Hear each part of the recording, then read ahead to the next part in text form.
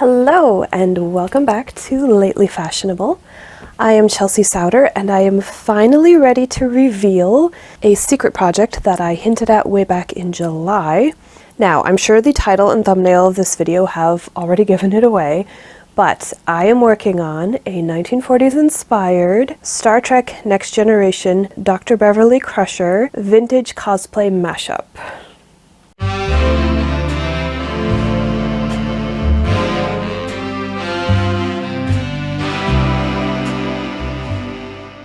I first had the idea for this cosplay years ago, and I've been itching to do it ever since I resolved to do a year of dressing vintage for 2025.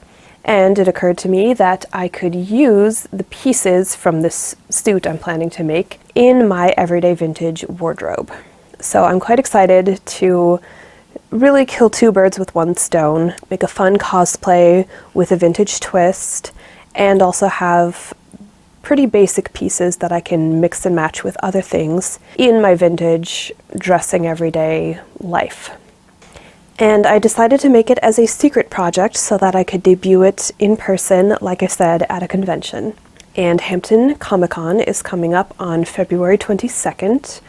Today is February 2nd. So I have 3 weeks to finish this cosplay. Fortunately, I have already started it. I have cut out the jacket and one of the skirts because I'm going to make two. But really quick, let me walk you through the inspiration for this cosplay. So, why Dr. Beverly Crusher? Why 1940s? Well, my husband and I are big Star Trek fans. We both love Next Generation, and I, of course, am drawn to the female characters. Deanna Troi was actually my favorite when I was growing up, but I've really come to appreciate Dr. Crusher as a character, as a woman, as a mom, and as an officer. I really respect her. I think she's very cool, and frankly, I already have the hair. Why 1940s? Well, I was of course inspired by Rachel Maxey and her But Make It Vintage series, which I love so much, and I've been wanting to do my own take on that idea of a fictional character and a vintage era and smashing them together. And I was already in love with the 1940s as a style aesthetic, and really 1940s is perfect for Next Generation because it debuted in the late 80s, and the 80s were already doing the 40s with the big boxy shoulders and the women's wear inspired by men's suits. And with the Next Generation uniforms in particular, you have the color blocking effect, which was definitely seen in the 1940s. It was kind of having a moment. Now, like I said, I had the idea several years ago, and I've been on the hunt for the right fabric ever since then. The color was the most important thing. I knew I didn't want to dye fabric because that can be really tricky to get right, and if I was going to spend a lot of money on high quality fabric, I didn't want to risk ruining it or not coming out with exactly the color I wanted. So I wanted to find fabric that was already that teal blue color, and of course a black to go with it. I searched online for quite a while and never found anything. But then when I was visiting my mom in Iowa and she took me to Ginny's Fine Fabrics in Rochester, Minnesota in July, I did find this perfect turquoise blue bottom weight cotton twill. And at the same time, I got this black cotton twill. It's not quite as heavyweight, but it will work. And I think they go very nicely together. Now, I did encourage my followers to guess what the secret costume was going to be. And Renee guessed it first try. Good job, Renee. Which gave me a lot of confidence that I had picked the correct color of fabric for this costume. Because the science officer's uniform shows up as a different shade of blue/turquoise in different scenes, on different monitors, in different still images. It's wild. And I really wanted this to read at first glance as that's Beverly Crusher, but in the 1940s. To that end, I bought this pattern because it already has the color blocking. It's got that sharp-shouldered 1940s silhouette. This top color block will be in the black, and the lower two portions of the jacket will be in blue. Now, I already had the pattern before I found the fabric, but I didn't have it with me when I was shopping, so I didn't know exactly how much to get, and I think I just guessed based on my best estimation for how much a suit would take. I did also consult with the staff at Ginny's, and they were very helpful. And I wasn't sure at the time if I wanted to do the pencil skirt in the blue or in the black. But I actually decided when I got home that I would have enough fabric to do one of each, and then I can swap them out whenever I want. And honestly, I think either one would read as the correct choice, but I will probably go with the blue when I'm wearing this as a cosplay. It will be nice to have a black skirt in my wardrobe though. I didn't have one before. Oh, and I also found the absolute most perfect vintage brooch ever. I was astounded that I found this. Is that not fantastic? Now, it is actually meant to be worn this way, and it is quite top heavy if you turn it over because the bar is low at the bottom. But I added a magnet with some E6000 glue so that I can pin it on and then have the magnet on the inside to hold it up exactly where it needs to be.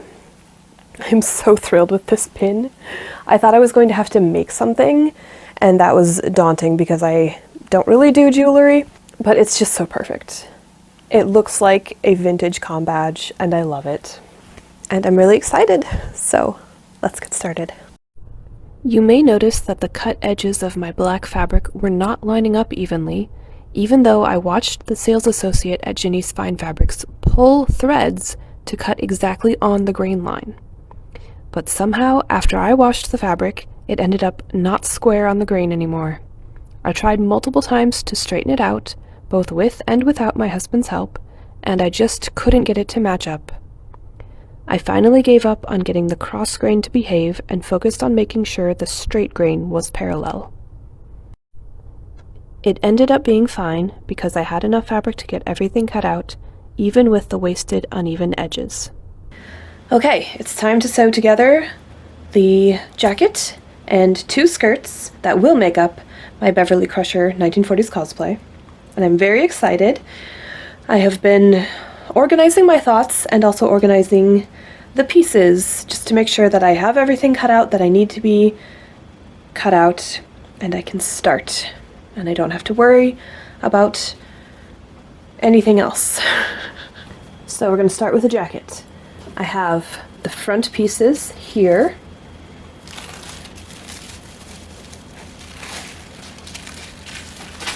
They will be, of course, black, blue, blue.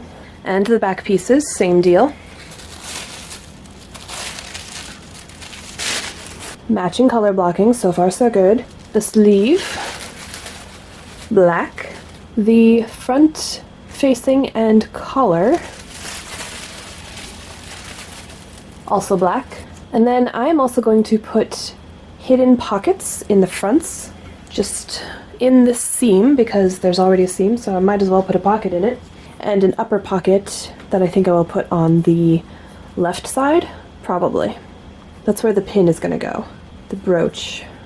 Should I put the pocket on the right? We'll figure it out. And then up here we have the two skirts and the pockets and waistbands for the skirts. I also have a lining for the sleeve. I haven't cut out the lining for the actual jacket yet, but I'm going to do something fun to it first, so I will show you that when it's time. And then we have the skirts. So, the front on the fold, side, back, waistband, pocket, pocket lining. For the blue skirt, all the same pieces for the black skirt. And since I haven't taken the pattern pieces off yet, you can see how much I added to expand the sizing on both skirts, but you can see it on the black one. And I haven't yet taken off the slant pocket portion of the side, but I have pocket and pocket lining and the waistband, and they're ready to go. Yay! Since the black twill was a much thinner fabric than the blue twill, I decided to flatline it with another thin cotton twill that I had in my stash, left over from another project. I am really glad I did this, as it gave the upper chest and shoulders a lot more body and structure, and that's important in a suit like this. I left the sleeves as just one layer of fabric though. I also interfaced the front-facing and collar pieces as the pattern instructed. And yes, that is an aisle runner that I'm cutting into. I bought it for $5 at a thrift store, and I will never have to buy interfacing ever again. I have already done a lot of sewing on my suit, but most of it I didn't record. For instance, the entire blue skirt is finished, except for buttons and buttonholes. And I would have recorded making it, but frankly it was really boring.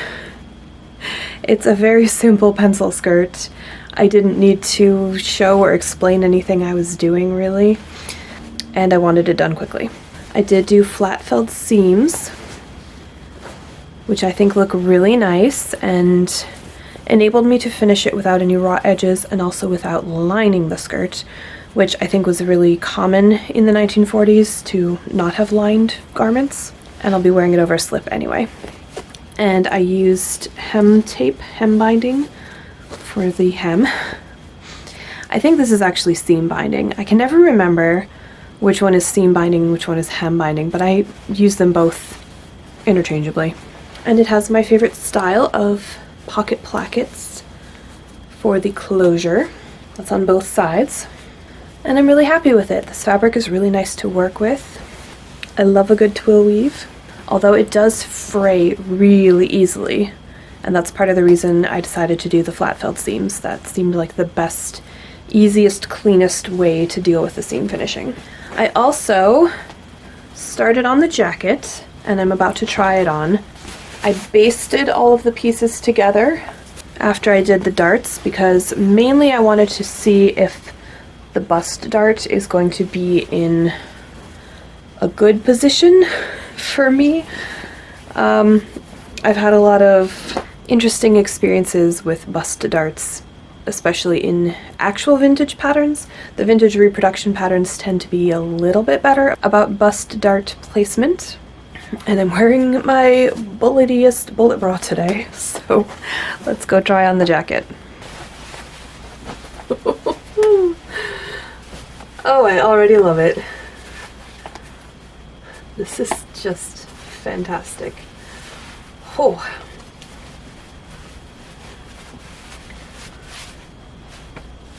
Okay.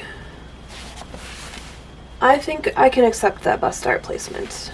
I don't think I need to mess with it. I might need to mess with the side seams a bit. This is a really sharp suit.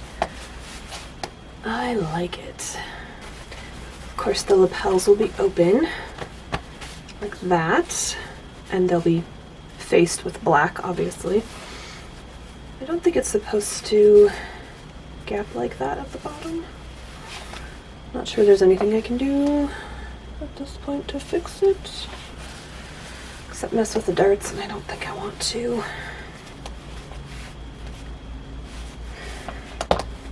Now that I'm trying this on, I'm not sure I'm crazy about this seam as a pocket placement, which is what I was planning.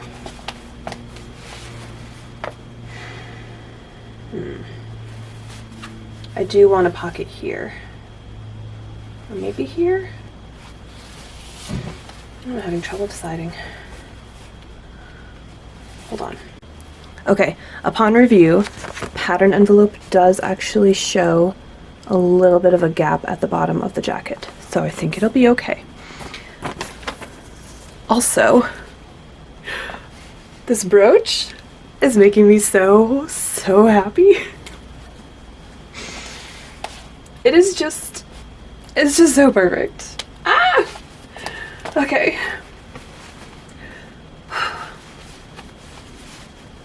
I love this. I love this so much. I can't. Okay, on reflection, I've decided I am not going to try to put pockets in these seams because I really want to keep the very slender fit of the jacket. And adding pockets will add bulk. You'll be able to see them underneath. But I am still going to add a little breast pocket. I think I'm going to put it on the right side, and that way it won't interfere with the brooch on the left. So now I get to take this apart and then immediately sew it back together. Oh, one thing though. On this side seam, everything matched up perfectly. And then on this side seam, it really didn't. And I have no idea why. So, I'm going to investigate that.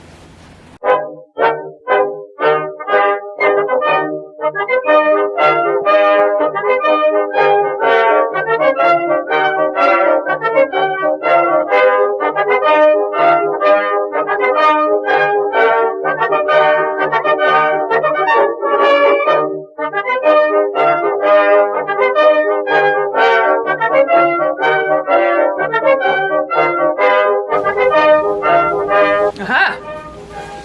Found the problem. These don't match up.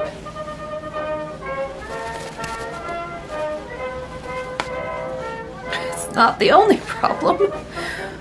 What happened?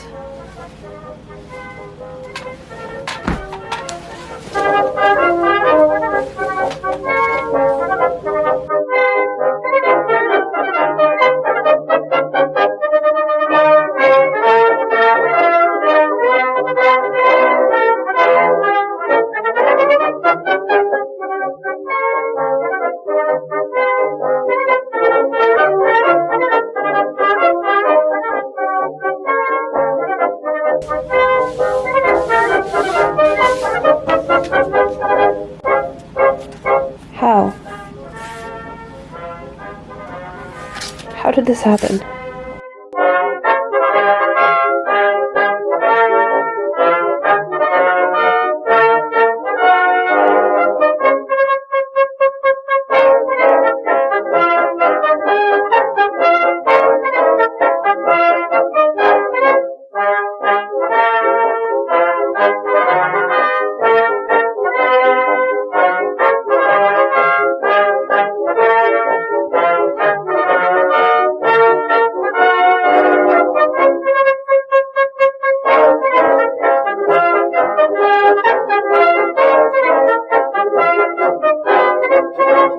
Okay, I said I was okay with the placement of the darts, but I lied, and I have moved them down an inch. I think they will be better there, and I'm not even going to test that theory, try it out. I'm just going to sew this thing together and be good with it.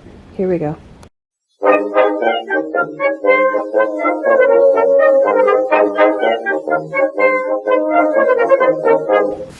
Okay, pocket applied.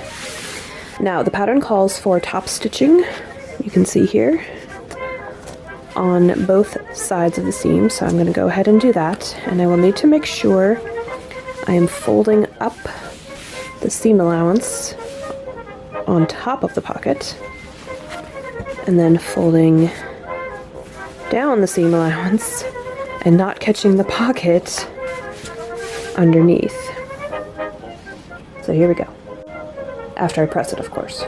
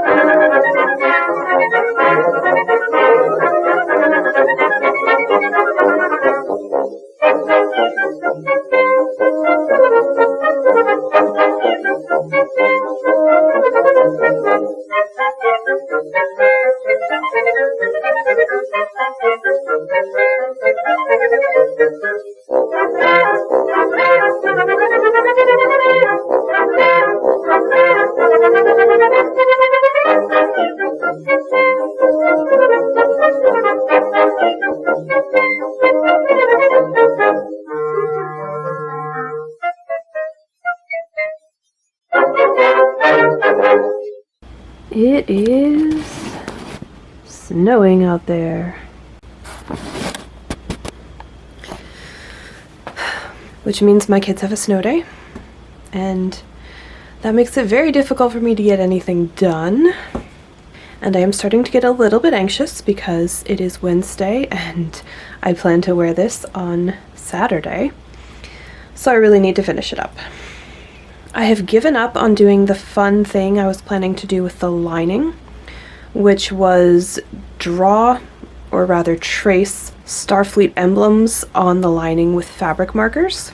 I did a test just now in the house while I was supervising my kids doing their virtual learning, and I was really unhappy with how it looked and also realizing quickly how long it was going to take.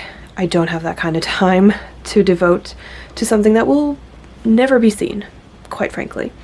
It was just going to be a fun little like Easter egg for me to have the Starfleet emblem as if printed on the lining fabric, but it's really not worth it, so I'm not going to do that. I did get the shoulder pads cut out, which is good because this jacket is so going to need shoulder pads. It is absolutely essential to the silhouette. So I'm going to stop talking and get back to sewing. Here we go.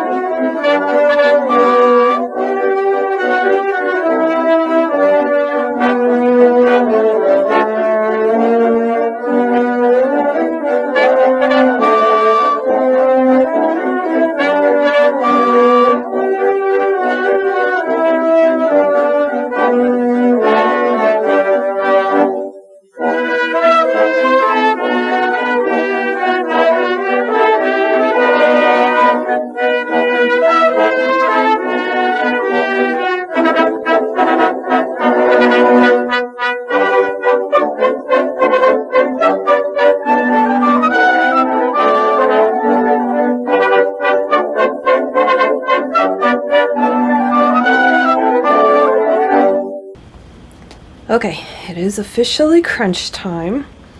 It is Thursday, 3 p.m., and convention is Saturday. So I have a few hours tonight, and then hopefully my kids will have school tomorrow and I'll be able to work all day while they're at school.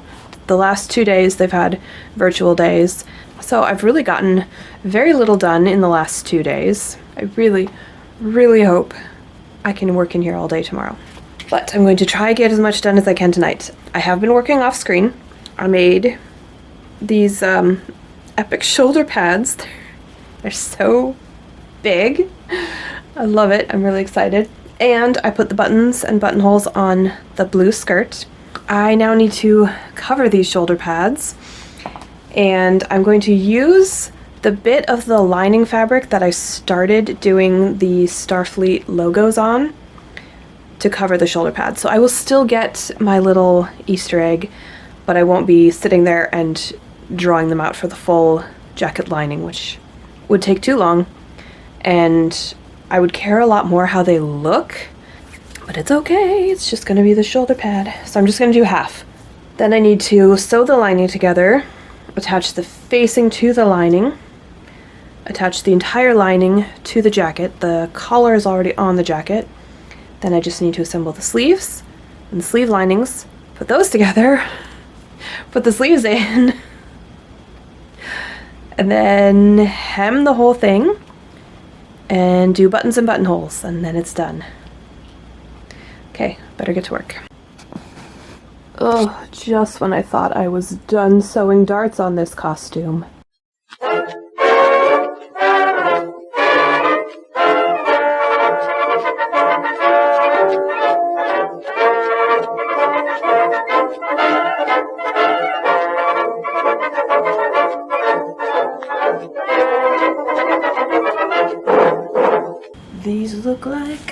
garbage. From here. I'm sure from there it's fine, but close up they're pretty sad.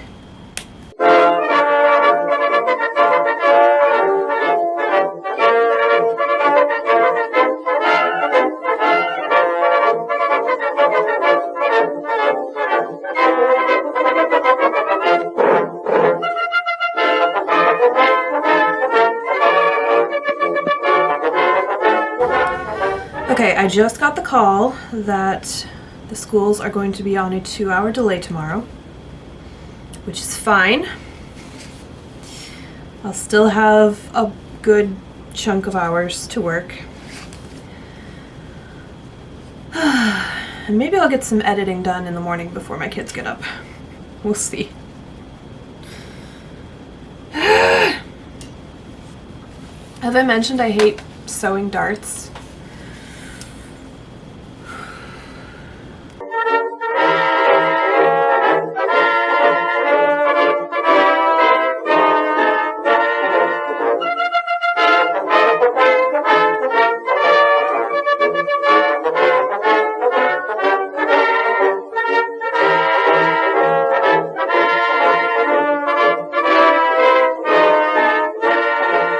Okay, it's now 6:15 on Thursday, and I'm going to do my best to finish this jacket tonight. But first, a minor bit of housekeeping.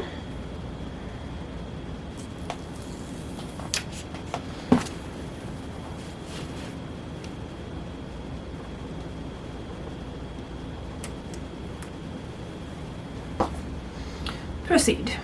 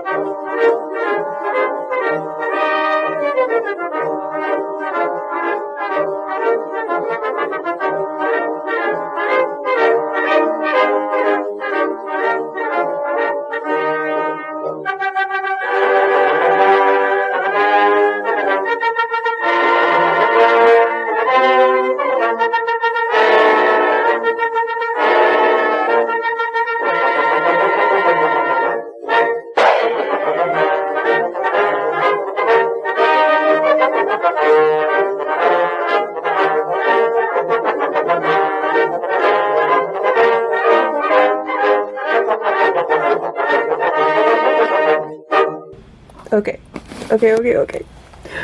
I put the shoulder pads in, even though I don't have the sleeves on yet, just because I needed to see how epic they were. And they are magnificent. Okay, so the lining is in, which means the facing is on, and the collar is possibly my favorite part.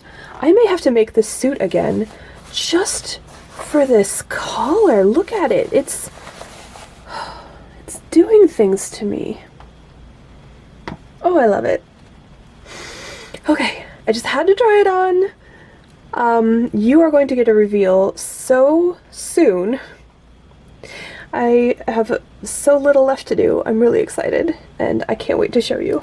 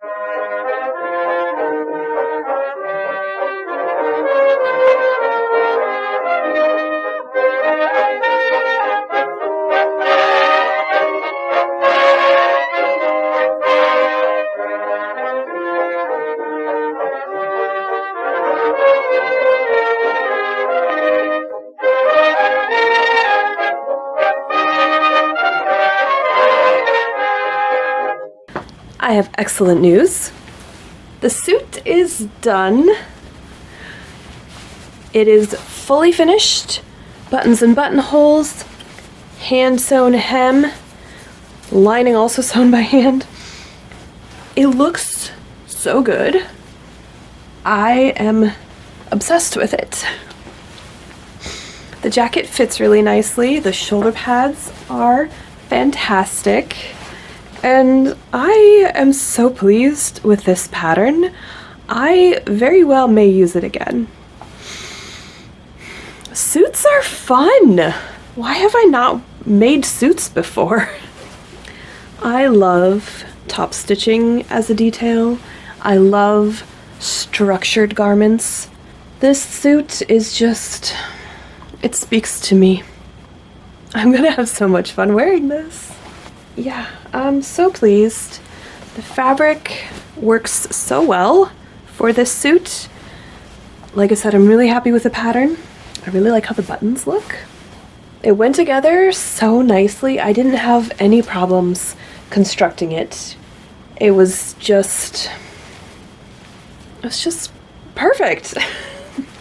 And it is only 2 p.m. on Friday, so I would say I can now relax until tomorrow morning, but that's not true.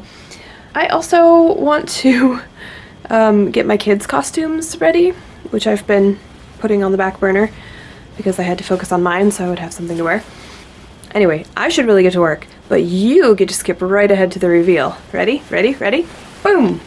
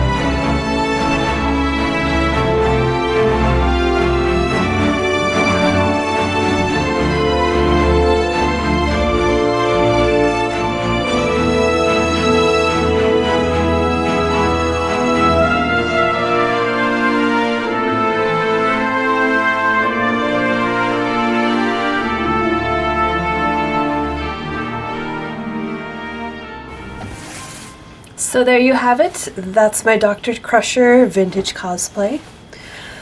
I love it so much. I had a lot of fun wearing it. It's very comfortable. It is a very fun costume. A lot of people recognized who I was, and that made me really happy. And I just felt really cute and glamorous, which is always fun. I really love it. I will definitely be wearing the skirt with other things. I will definitely make and wear the black skirt and wear that with a lot of things. I have been needing a black skirt, so this will be filling a very important niche in my life. The convention was a lot of fun. So my husband and kids came with. My husband did not dress up. He wore a Darth Vader t-shirt. But our kids re-wore existing Halloween costumes from previous years. And so they were Luke and Leia. And they got a lot of attention, as you can imagine. They were very cute. And they both absolutely loved wearing their costumes again, so that was a win. I'm always a big fan of re-wearing costumes. So we had a great time. It was a lot of fun. It was a small convention, but it was well attended. There were a lot of people, a lot of vendor booths, a lot to see. There was also a game room with lots of board games that you could play for free, so that was cool, and we enjoyed that. And there was also a cosplay contest, but I don't think we were there at the right time to catch that. But yeah, it was a lot. It was intense, so we did not stay the whole time, and we came home, and I took a nap. So if my hair and makeup are not you know, absolutely perfect anymore. It's because I was tired and I took a nap. There is more I want to add to this costume, and I will definitely wear it as a cosplay again in the future. I want to add her blue lab coat that she wears as a wool 1940s swing coat, which would just be helpful to have in my everyday wardrobe anyway, for the days when it's chilly but not cold, so I don't really want to throw on my full winter coat. But it would be nice to have a light jacket to throw on, so I am planning to make a 40s swing coat and also have it be Beverly Crusher's lab coat, because I love when things fulfill more than one function. What can I say? So I guess I just need another convention to go to so that I have a deadline so that I will actually make these things. I had been planning this costume since at least 2020, possibly longer. So vintage Dr. Crusher has been burning a hole in my brain for at least 4 years, 4.5. And I've been keeping it secret, which is hard for me to do. So I'm very happy that I finally get to share it with everyone. And I hope you enjoy it too. If you did enjoy, you know the drill. Feel free to give me a like, and if you want to see more, definitely subscribe, because there will be more vintage cosplay mashups in the future. I'm not going to tell you what they are, but you are welcome to guess. And I will see you in another video with another project. Bye. Beverly Crusher cosplay historical, no. Beverly Crusher, this is so many words. Beverly Crusher vintage cosplay mashup. Dr. Beverly, Star Wars Next Generation, Ever since I resolved to do a year of dressing,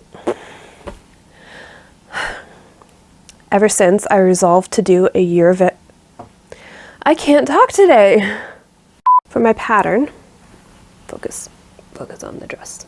A little bit better about bust. It's really hard to say. Oh, still recording, oops.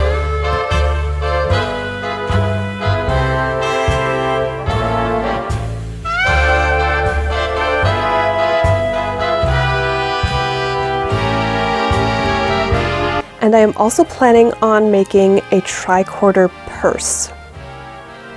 I'm really scared about this because I've never made anything like this before. So that's a someday dream. Someday.